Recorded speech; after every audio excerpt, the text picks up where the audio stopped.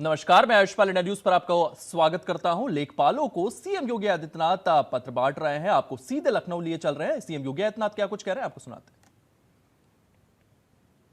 वितरण हो रहे हैं।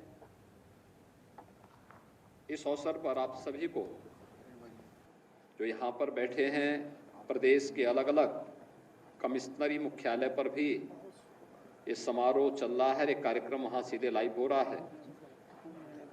उन सभी को, उनके अभिभावकों को हृदय से बधाई देते हुए मैं अपनी शुभकामनाएं देता हूँ।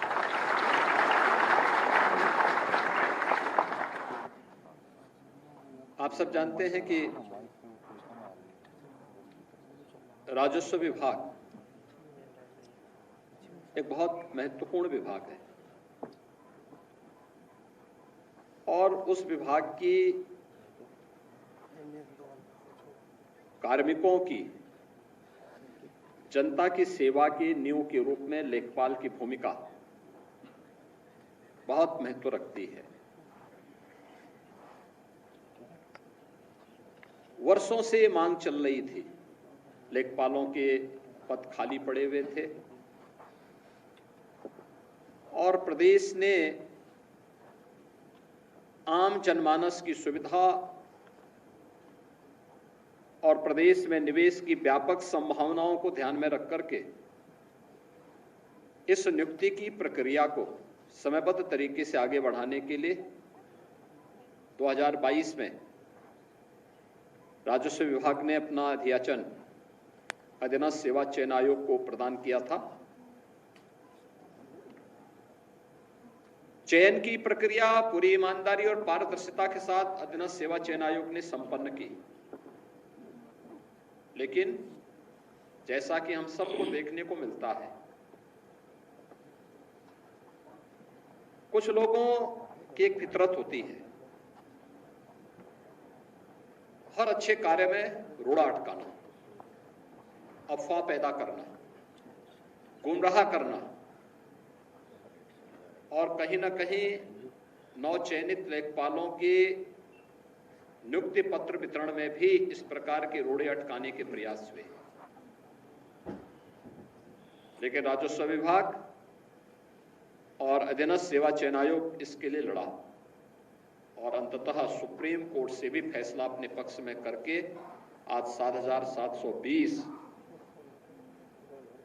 नवचयनित युवाओं को उनकी आकांक्षा के अनुरूप यह नियुक्ति पत्र आज प्रदान हो रहा है। इसके लिए मैं आप सबको बधाई देता हूं।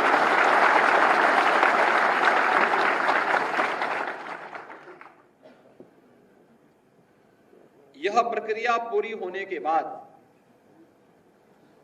अभी 4,700 और नई नियुक्ति की अध्याचन हम भेज चुके हैं, उसको भी हम बहुत शीघ्र पूरे करने वाले हैं और इस प्रक्रिया के पूरे होते ही 30,837 जो लेखपाल प्रदेश में नियुक्त होने चाहिए उनकी संख्या पूरी हो जाएगी। प्रदेश सरकार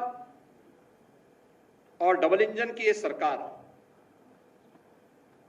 युवाओं के रोजगार और उनकी नौकरी के लिए पूरी प्रतिबद्धता के साथ कार्य कर रही है।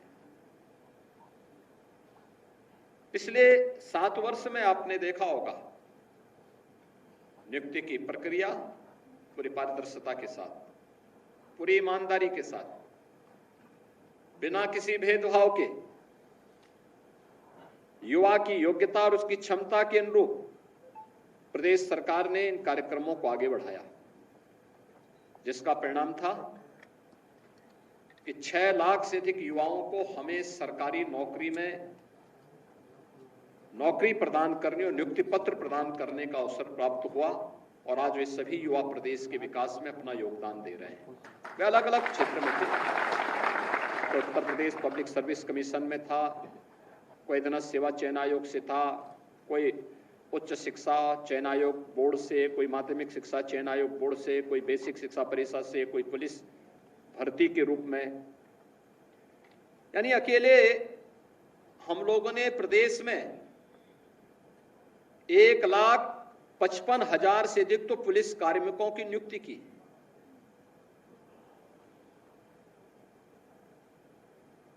1,54,000 से अधिक हम लोगों ने शिक्षकों की भर्ती की प्रक्रिया को पूरा किया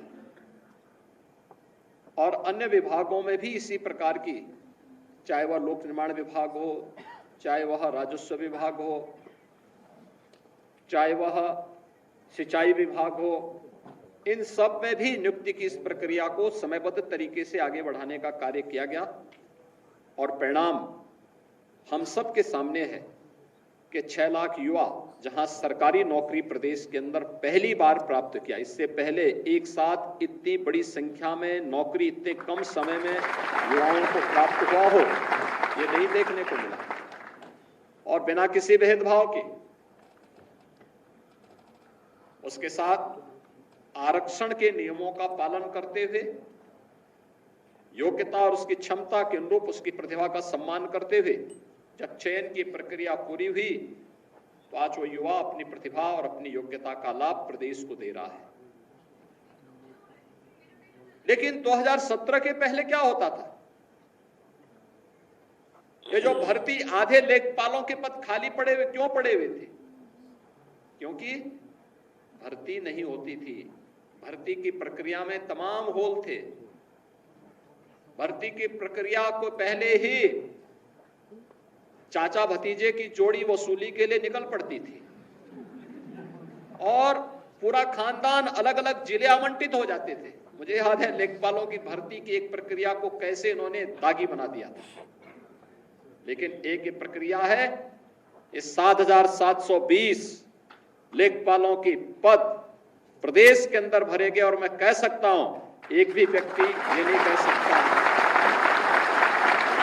कि अध्याचन से लेकर के नियुक्ति पत्र वितरण की इस पूरी प्रक्रिया में, चयन की प्रक्रिया हो या उनको नियुक्ति पत्र देकर के जिला आवंटित करने तक, किसी को सिफारिश कराने की आवश्यकता नहीं पड़ी, किसी को यह कहने की आवश्यकता नहीं पड़ी कि साहब हमारी तैनाती हो जाए, क्योंकि उसे मालूम है, उसे विश्वास है और युवाओं का विश्वास हमारी सबसे बड़ी पूंजी है।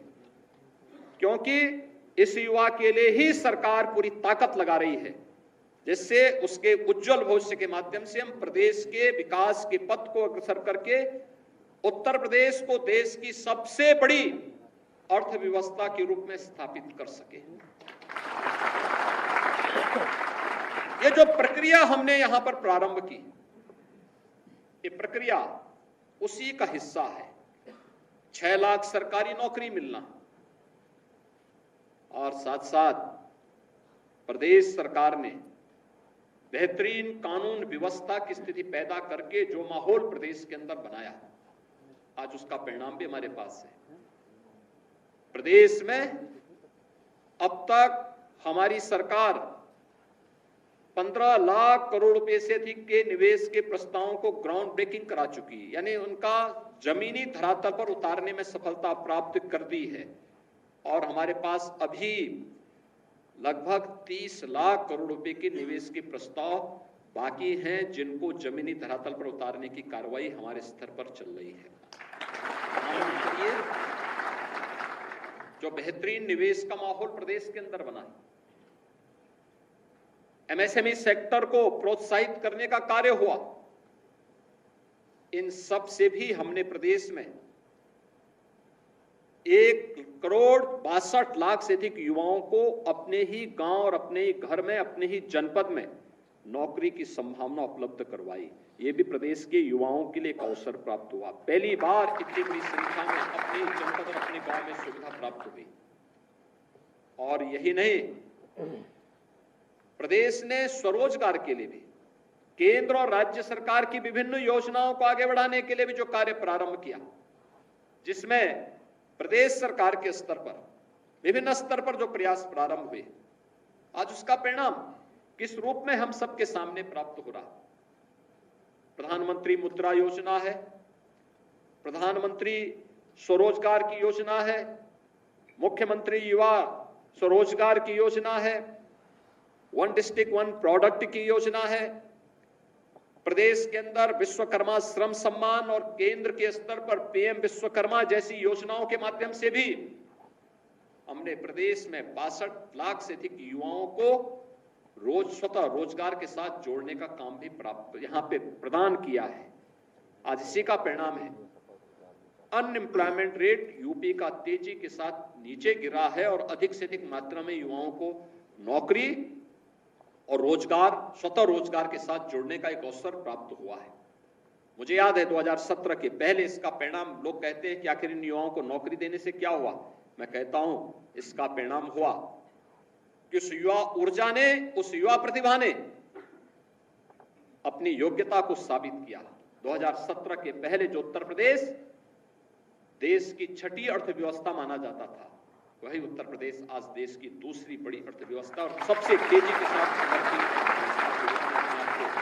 स्थापित किया है। ये जो कार्य हुए हैं, इसने उत्तर प्रदेश को एक पहचान दी, उसने उत्तर प्रदेश को एक पहचान दी। ये वही उत्तर प्रदेश है जिस उत्तर प्रदेश का युवा उत्तर प्रदेश से बाहर कहीं जाता था, उत्तर प्रदेश का नाम सुनते ही उसको पहले ही साइड कर दिया जाता था। कुछ जिलों की छवि तो ऐसी बना दी गई थी कि उस जिले के नाम पर, अभी मैं देख रहा था, आजमगढ़ जिले से जो युवा आया था त्रिपाठी हमारे पास लेखपाल की नियुक्ति प्राप्त करने के लिए, नियुक्ति पत्र प्राप्त करने के लिए, 2017 के पहले ये युवा कहीं यूपी से बाहर गया होता, कहता साहब मैं इस जनपद से हूं, तो लोग उसको नौकरी की बात तो दूर, कहीं होटल और धर्मशाला में भी कमरा नहीं देते। ये छवि बनाई हुई थी। आज ऐसा नहीं, आज उत्तर प्रदेश का युवा कहीं भी जाएगा बड़े सम्मान की निगाहों से देखा जाता है, क्योंकि इसे मालूम है ये नए उत्तर प्रदेश का नया युवा है, इसकी प्रतिभा का लोहा दुनिया मान रही है। और इसीलिए मैं आज आपसे कहने के लिए आया हूं, जो एक नई पहचान बनी है आज, इस पहचान को बरकरार रखने की आवश्यकता है और इसमें आपको अपनी पूरी ताकत, पूरी ऊर्जा लगानी है। नए अवसर मिलेंगे, ये तो मैंने नई नियुक्ति और नए लोगों के रोजगार की बात की। इससे पहले क्यों नहीं हो पाती थी? क्योंकि नियत साफ नहीं थी, भाई भतीजावाद होता था, लोगों के साथ भेदभाव होता था, नियुक्ति के नाम पर पैसे वसूले जाते थे और न्यायालय को हस्तक्षेप करना पड़ता था, कोर्ट के स्टे होते थे, सरकार उसमें किम कर्तव्य विमूढ़ की स्थिति में होती थी, क्योंकि अगर स्टे वैकेट कराते हैं तो फिर उनको ये लगता था कि अच्छा खासा पैसा उनके दलालों के, गुर्गों के सब समाप्त हो जाएंगे, इसलिए वे उस पर रुचि भी नहीं लेते थे। आपने देखा होगा, अधियाचन गया, नियुक्ति की प्रक्रिया पूरी हुई, इसके बाद कुछ लोग न्यायालय में गए, क्योंकि कुछ लोगों की आदत होती है कि अच्छे कार्य में रोड़ा तो अटकाना ही अटकाना है, कुछ ना कुछ बोलना ही है। लेकिन अंततः सुप्रीम कोर्ट से भी हम लोग जीत करके आए और अब इन सभी युवाओं को ये नौकरी पत्र, नियुक्ति पत्र प्रदान किए जा रहे हैं। आपने देखा होगा कहीं कोई भेदभाव नहीं, कोई सिफारिश नहीं। तो अगर बिना भेदभाव और बिना सिफारिश के आपको नियुक्ति पत्र प्राप्त हो रहा है, तो आपकी जिम्मेदारी भी बनती है कि बिना किसी सिफारिश के प्रदेश में ईज ऑफ डूइंग बिजनेस की, एक गरीब की ईज ऑफ लिविंग के लिए आपके स्तर पर बड़े कार्य हो सकते हैं, अच्छे कार्य हो सकते हैं, और उसमें अपनी पहचान बनाना, अपने आप को स्थापित करना, सरकार यही अपेक्षा आपसे रखती है। एक गरीब के जीवन में आपका कार्य लगे, आपकी ऊर्जा लगे, आपकी प्रतिभा लगे, प्रदेश के अंदर निवेश की संभावनाओं में आपका पूरा सहयोग मिले, सकारात्मक सहयोग मिले, प्रदेश के अंदर जाति, निवास और अन्य आय प्रमाण पत्र प्रदान करने के लिए एक जो समय सीमा हमने घोषित की है, उसके अनुसार एक सहयोग आम जनमानस और युवाओं को प्राप्त हो। वरासत, नामांतरण और पैमाइश से जुड़ी हुई कार्रवाई हम समय पे पूरा करें।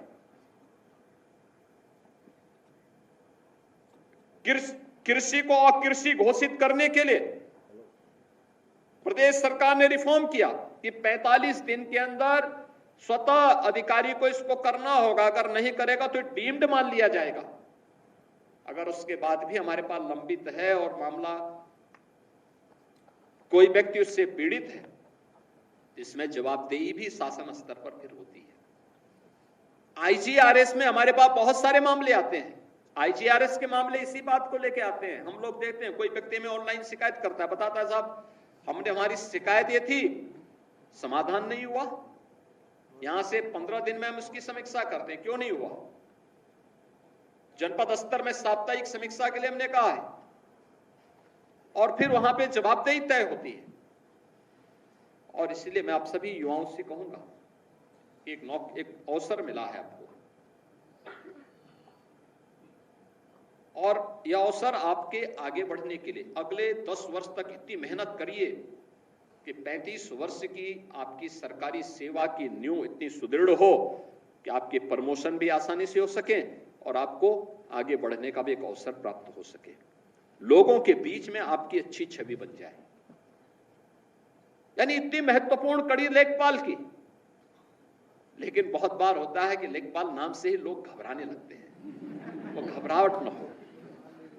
आप तो जनता के बीच में आपका जुड़ाव इतना नजदीक होता है, किसी को पट्टे की जमीन देनी है, किसी को वरासत का कार्य करना है, किसी के नामांतरण का कार्य संपन्न करना है, कृषि को अकृषि घोषित करने के लिए कोई निवेश की संभावनाओं को आगे बढ़ाना है, कहीं पर पैमाइश की कार्रवाई को संपन्न करना है। छोटे छोटे यानी विवाद और जो हिंसक वारदातें होती हैं ग्रामीण क्षेत्र में या शहरी क्षेत्र में केवल 1 फुट 2 फुट के लिए होती है।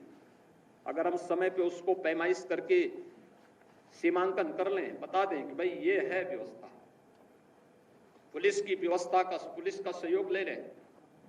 कहीं पर आपने देखा है कि कोई दबंग भूमाफिया जबरदस्ती सरकारी जमीन पर या किसी गरीब की जमीन पर कब्जा कर रहा है, वहां पर एंटी भूमाफिया टास्क फोर्स के साथ जाकर के हम बड़ी कार्रवाई कर लें।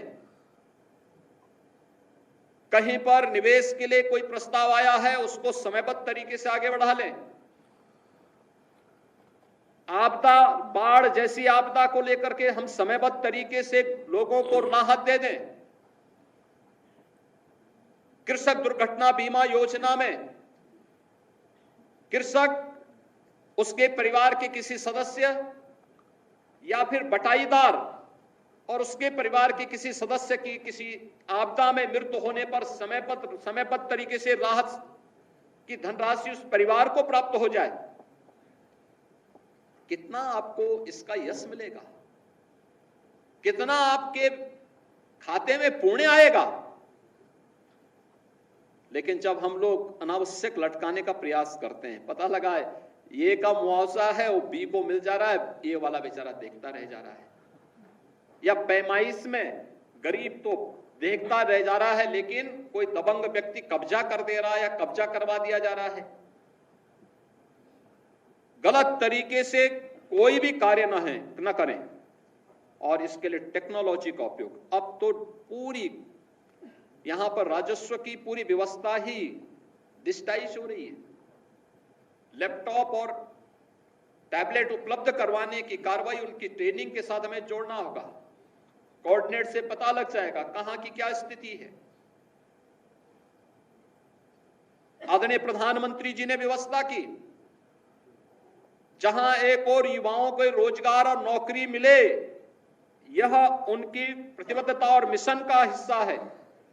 वहीं साथ साथ ग्रामीण क्षेत्र में निवास करने वाला कोई भी व्यक्ति अगर परंपरागत रूप से गांव की जमीन पर, ग्राम समाज की आबादी की जमीन पर मकान बना के रह रहा है, तो उसके जमीन का मालिकाना अधिकार उसको घरौनी के माध्यम से प्राप्त हो सके। बड़े स्तर पर कार्य चल रहा है। अब तक 63 लाख से अधिक लोगों को हम लोगों ने व्यवस्था दे दी है और हमारा प्रयास है कि इस वर्ष तक हम लोग सभी 1,25,00,000 परिवारों को ये सुविधा उपलब्ध करवा देंगे कि जहां पर वह बसा है वहां का मालिकाना अधिकार घरौनी के माध्यम से उसको उपलब्ध करवा दिया जाए, जिससे वह व्यक्ति गांव की सारे जमीन संबंधी विवाद वहीं पे समाप्त हो सके। कितने लोगों के जीवन में आप परिवर्तन कर सकते हैं। ईज ऑफ लिविंग भी है और ईज ऑफ डूइंग बिजनेस भी है, और इस पर आपको बेहतर प्रयास करना है। सरकार यही अपेक्षा करती है कि हम लोग इस दिशा में प्रयास प्रारंभ करें और मुझे लगता है कि वह आपके लिए आगे बढ़ने का एक अवसर भी होगा। और इसीलिए नियुक्ति पत्र वितरण के इस कार्यक्रम के साथ मैं स्वयं अपने किसी न किसी सीनियर मंत्री के साथ आता हूं और यही अपेक्षा करता हूं कि हम बेहतर करें, लोगों के जीवन में हमारी कार्य पद्धति एक छाप छोड़े, लोग हमारे प्रति सम्मान का भाव रखें। इस प्रकार का भाव, इस प्रकार का आपको अपने कार्य पद्धति को बनाना होगा और इसी कार्य पद्धति के लिए आज मैं यहाँ पर आपके बीच में यहाँ पर उपस्थित हुआ हूँ। आज के इस अवसर पर मैं आप सभी को एक बार फिर से हृदय से बधाई देता हूँ, अपनी शुभकामनाएं देता हूँ और विश्वास करता हूँ कि शासन की अपेक्षा के अनुरूप आप अपने कार्यकाल के दौरान बेहतरीन करके प्रदेश को देश की अग्रणी अर्थव्यवस्था के रूप में स्थापित करने के, प्रधानमंत्री मोदी जी के $1 ट्रिलियन की यूपी की इकोनॉमी को बनाने के इस अभियान का हिस्सा बनेंगे। आप सबके प्रति मेरी शुभकामनाएं। धन्यवाद। जय हिंद।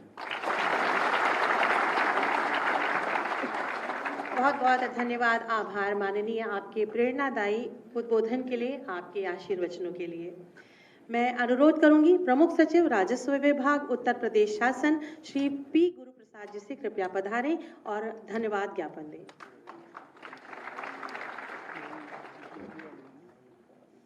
परमादरणीय तो सीएम योगी आदित्यनाथ को सुना, लेखपालों को उन्होंने नियुक्ति पत्र बांटे हैं। इसी के साथ साथ उत्तर प्रदेश की इकोनॉमी को लेकर के उन्होंने तमाम चीजें कही हैं। उन्होंने साफ तौर पर यह कहा है कि हमारे युवाओं को हम उत्तर प्रदेश में ही रोजगार देंगे, उत्तर प्रदेश को आगे ले जाएंगे और एक विजन लेकर सीएम योगी आदित्यनाथ यहां पर चलते हुए देखे गए हैं। साफ तौर पर वह कहते हुए नजर आए हैं कि $1 बिलियन की इकोनॉमी उत्तर प्रदेश को बनाना है। लगातार इसको लेकर के लिए विकास कार्य वो करते जा रहे हैं। आदमी को मजबूत बनाना चाहिए, हमारे युवाओं को मजबूत बनाना चाहिए और कहीं ना कहीं इस और उत्तर प्रदेश सरकार जो है वो आगे बढ़ रही है और आने वाले समय में हम उत्तर प्रदेश को $1 बिलियन